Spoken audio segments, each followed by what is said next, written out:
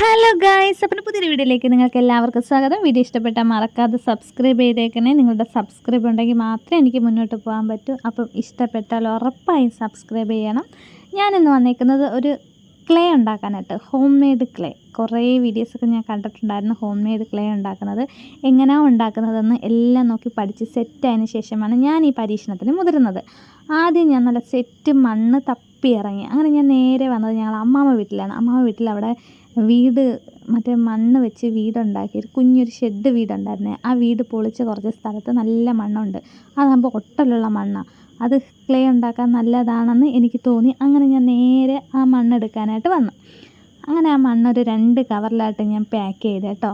ഒരു ചെറിയൊരു കുന്താലി കഷ്ണം അവിടെ കിടപ്പുണ്ടായിരുന്നു. കുന്താലി കഷ്ണം അല്ലല്ലോ, കുന്താലിയുടെ കിളയ്ക്കുന്ന സംഭവം ഉണ്ടല്ലോ, അതവിടെ കിടപ്പുണ്ടായിരുന്നു. അതെടുത്ത് വെച്ച് കിളച്ച് ആ നല്ല മണ്ണ് നോക്കി ഞാൻ പറക്കിയെടുക്കാനായിട്ട് ആ മണ്ണിനകത്ത് കുറേ അലിക്കുലത്തെ സാധനങ്ങളൊക്കെ കിടപ്പുണ്ടായിരുന്നു, വേസ്റ്റും കാര്യങ്ങളൊക്കെ. അതെല്ലാം ഞാൻ പറക്കി മാറ്റി മണ്ണുമായിട്ട് നേരെ വീട്ടിലെത്തി.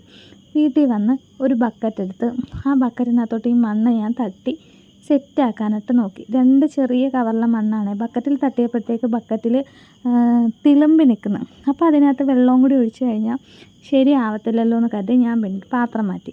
ബക്കറ്റ് മാറ്റിയിട്ട് തുണി കഴുകുന്നൊരു ചരുവ് എടുത്തുകൊണ്ട് വന്ന് ഗൈസ്, ഒരു പ്ലാസ്റ്റിക്കിൻ്റെ ചരുവം. ആ ചരുവത്തിലിട്ടാലേ ഇത് സെറ്റാകുമെന്ന് എനിക്ക് തോന്നി.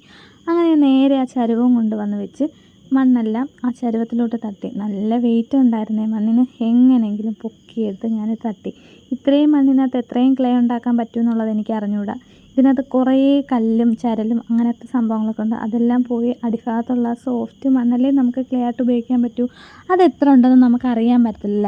എന്തായാലും രണ്ടും കൽപ്പിച്ച് അതിലേക്ക് വെള്ളം ഒഴിച്ച് ഞാനത് നല്ല രീതിയിൽ മിക്സ് ചെയ്യാൻ തുടങ്ങി. പിന്നെ കട്ട പോലത്തെ മണ്ണൊന്നും ഇല്ലാത്തത് കൊണ്ട് തന്നെ കൂടുതൽ മിക്സാക്കാൻ കൂടുതൽ എന്തോ പറയുന്നത് പാടൊന്നും വേണ്ടി വന്നില്ല കേട്ടോ.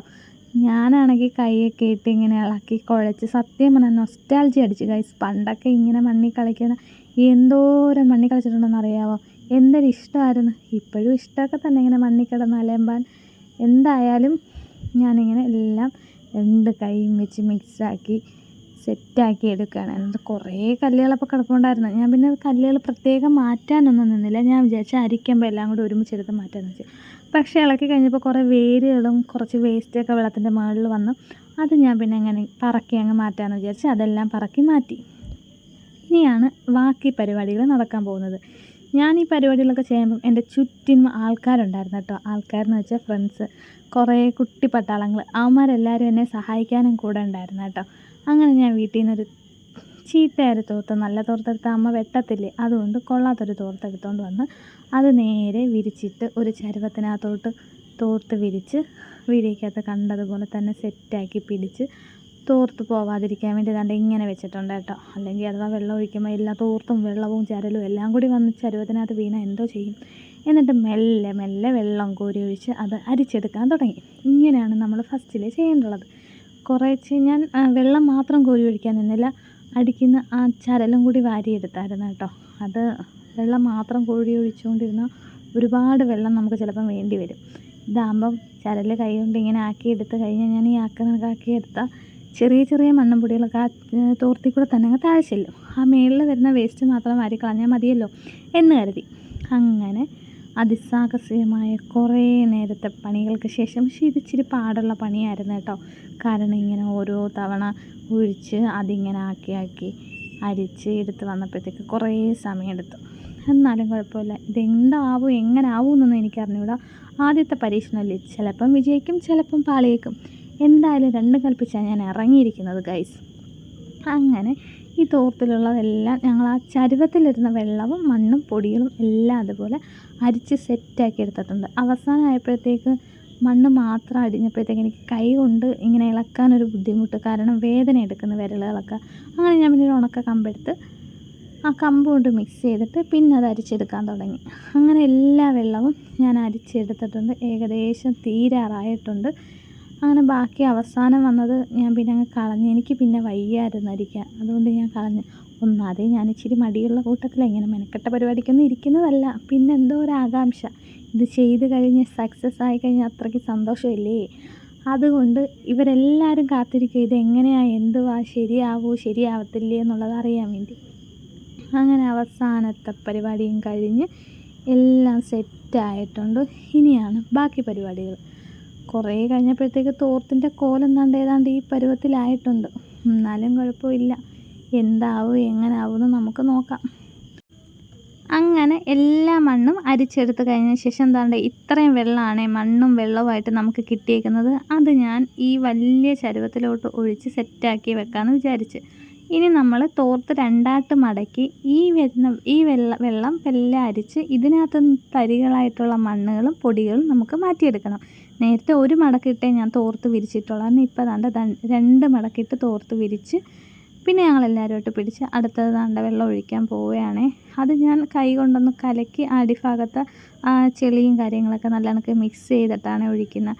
അപ്പം എനിക്ക് തോന്നുന്നു കുറച്ചും കൂടി എളുപ്പമായിരിക്കും എന്ന് തോന്നി. അങ്ങനെ ഞങ്ങളതെല്ലാം മിക്സ് ചെയ്ത് സെറ്റാക്കി അവസാനം ദാണ്ട് ഇങ്ങനെ വന്നിട്ടുണ്ട്. ഒരുമാതിരി മണൽ പോലത്തെ മണ്ണ് മാത്രം തോർത്തിൽ വന്നിട്ട് ബാക്കിയെല്ലാം സോഫ്റ്റ് മണ്ണുകളും അടുക്കി ചെന്നിട്ടുണ്ട്. എന്നിട്ട് മെല്ലെ ആ തോർത്ത് തന്നെ എടുത്ത് കഴുകി ഈ വെള്ളം അങ്ങ് അടച്ച് വെച്ച് കുറേ കഴിഞ്ഞപ്പോഴത്തേക്ക് വെള്ളം തെളിഞ്ഞ് വെള്ളമൊക്കെ ഒഴിച്ച് മാറ്റി ഇത്രയും ക്ലേ നമുക്ക് കിട്ടിയിട്ടുണ്ട്. ഈ ക്ലേ ഇനി ഈ തുണിയിൽ വെച്ച് ആ വെള്ളം മൊത്തം തോർത്തിയെടുത്തിട്ട് നമുക്ക് ദാണ്ട് ആ തോർത്തിൽ വെച്ച് തന്നെ ഞാൻ നേരെ ടെറസിൻ്റെ മണ്ടയിലാണ് കൊണ്ടുവന്ന് ഉണക്കിയത്. കുറച്ച് നേരം ഇതൊന്ന് ഉണക്കി സെറ്റാക്കി എടുക്കണം. അതായത് ഈ വെള്ളം മൊത്തം ഒന്ന് പോകുന്ന രീതിയിൽ. അങ്ങനെ നമ്മൾ നേരെ ടെറസിൻ്റെ മണ്ടയിൽ കൊണ്ടുവന്ന് തോർത്ത് വിരിച്ച് ആ ക്ലേ ഒന്ന് നിരത്തി കൊടുത്ത്, അതാകുമ്പോൾ പെട്ടെന്ന് ഉണങ്ങി കിട്ടുമല്ലോ. ഇന്നത്തെ ദിവസം ഇങ്ങനെ ഇരുന്നൊന്ന് ഉണങ്ങട്ടെന്ന്. കുറേ നേരം വെച്ച് അങ്ങ് ഉണക്കി കട്ട പിടിപ്പിക്കരുത്. നമുക്കൊരു പരുവമുണ്ട്, ആ പരുവത്തിനനുസരിച്ച്, അതായത് നമ്മൾ ആ ക്ലേയിൽ തൊടുമ്പം നമ്മുടെ കയ്യിൽ പറ്റരുത് എന്ന രീതിയിലുള്ള പരുവത്തിൽ വേണം നമ്മളത് എടുക്കാൻ. അങ്ങനെ ഞാൻ എല്ലാം നിരത്തി സെറ്റാക്കി വെച്ചിട്ട് പോയി കുറേ കഴിഞ്ഞപ്പോഴത്തേക്ക് മഴ ചെറുതായിട്ട് പൊടിച്ച് അങ്ങനെ ഞാനതങ്ങ് അകത്ത് കൊണ്ട് വെച്ച് പിറ്റേന്ന് രാവിലെ ഞാൻ ക്ലേ എടുത്തപ്പം ഏതാണ്ട് ഈ പരുവമായിട്ടുണ്ടായിരുന്ന ക്ലേ ഞാൻ തൊട്ട് നോക്കിയപ്പം ശരിയായില്ല. ഇതിന് നല്ല രീതിയിൽ കുഴച്ച് സെറ്റാക്കി എടുക്കണം. എന്താ പത്തിരിക്കൊക്കെ മാവ് കുഴയ്ക്കണ കണക്ക് നല്ല കണക്ക് കുഴച്ച് സെറ്റാക്കി എടുക്കണം കേട്ടോ. അതുകൊണ്ട് ഇതിപ്പോൾ ഞാൻ എടുത്തപ്പോൾ കയ്യിൽ പറ്റുന്നുണ്ട്. പക്ഷെ അങ്ങനെ പറ്റരുത്. അങ്ങനെ പറ്റാത്ത പരുവമാണ് നമുക്ക് വേണ്ടത്. ഇതിപ്പോൾ ഒരു ഷേപ്പ് ആക്കാൻ പറ്റുമെന്ന് ചോദിച്ചാൽ ആക്കാൻ പറ്റത്തില്ല, അതുപോലെ ആക്കി. എന്നാലും എനിക്ക് അറിയത്തില്ലായിരുന്നു, ഞാൻ ചിലപ്പോൾ മിക്സ് ചെയ്യുമ്പം അങ്ങനെ ആയാലോ എന്ന് കരുതി ഞാനൊന്ന് മിക്സ് ചെയ്ത് നോക്കിയപ്പോൾ ഇങ്ങനെ അങ്ങ് പോവുമായിരുന്നു കേട്ടോ. ഒരു ഷേപ്പിലോട്ട് അതങ്ങോട്ട് വന്നില്ല.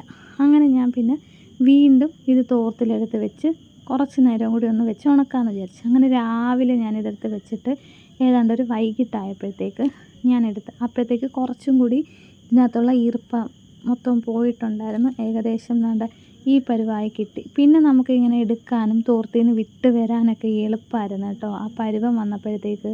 അങ്ങനെ നമ്മളതെല്ലാം ചുരുട്ടി സെറ്റാക്കി എടുത്തിട്ടുണ്ട്. ഇനി അത് എയർ ടൈറ്റായിട്ടുള്ളൊരു കവറിനകത്തോ ടിന്നിനകത്തോ ഇട്ട് നമുക്ക് അടച്ചു വെക്കാം. അപ്പം എൻ്റെ ക്ലേ ഇവിടെ റെഡി ആയിട്ടുണ്ട്. നിങ്ങൾക്ക് എല്ലാവർക്കും വീഡിയോ ഇഷ്ടമായെന്ന് വിചാരിക്കുന്നു. വീഡിയോ ഇഷ്ടപ്പെട്ടാൽ മറക്കാതെ സപ്പോർട്ട് ചെയ്യുക, സബ്സ്ക്രൈബ് ചെയ്യുക. ഇനി ക്ലേ കൊണ്ടുള്ള അതിവിപുലമായ സംഭവങ്ങൾ നമുക്കിനി കാണാം. എന്തൊക്കെയാണ് ഞാൻ ഉണ്ടാക്കുന്നതെന്ന് എനിക്ക് തന്നെ അറിഞ്ഞുകൂടാ. എന്തായാലും വരും വീഡിയോകളിൽ ഈ ക്ലേ കൊണ്ട് ഞാൻ ഉണ്ടാക്കുന്ന സകലമാന പരിപാടികളും നിങ്ങൾക്ക് കാണാൻ പറ്റും. അപ്പോൾ ഇഷ്ടപ്പെട്ടാൽ സപ്പോർട്ട്